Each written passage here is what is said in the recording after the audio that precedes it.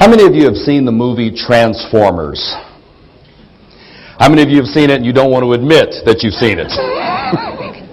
I'm on a plane and I'm watching this movie, and if you don't know the story, it's about appliances and automobiles and aircraft that transform into these giant super space robots, right? And they're good robots and they're evil robots and they fight each other, right? I'm sitting there watching this movie and it dawned on me, you know what? We have a lot of Transformers in our workplace, don't we? You know who I'm talking about. How many of you have been responsible for interviewing and hiring people? Right? So here's the story. They come into the interview and what do they look like? Very professional, very polished, right? And what do they sound like? Very professional, very articulate, very polished. And their resume? Impeccable. They have the business experience. You think they have the business intelligence, right?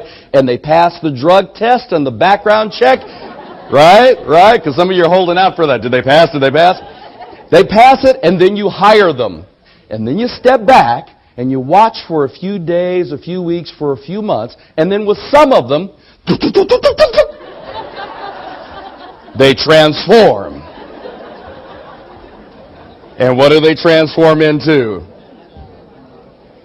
Unmotivated, unproductive, unhelpful, disagreeable employees. Am I making this up? Right? And then you all just look at this in amazement and you're like, I can't believe this. They weren't like this in the interview. What happened? And some of you get real frustrated and you have a Wayne Brady moment. Is Wayne Brady going to have to choke an employee? Right? And then you don't know what to do. And so what you do is you say, I've got to take action. I'll go to the speaker showcase. Right? I'll get me a trainer, because all my efforts have failed. I'll get me a trainer, and I'll bring them in, and they'll work with the people, and they will transform them. Right? How many of you came here today looking for some transformation? Right? You know who you are. And you send them to a class for a day or two. Am I not on? Oh, hello. You send them to a class for a day or two, and they learn some information. And they bring that back to the workplace. And maybe in the short term, you see some change. You go, okay, well, they're acting a little better, they usually get along with, a little more productive. Does it always last? No. Because you gave them information. And information is great, training is wonderful, it's what I do, it's my life. Where true progress stops short is many organizations do not take the next step, the next necessary step. And that step is coaching.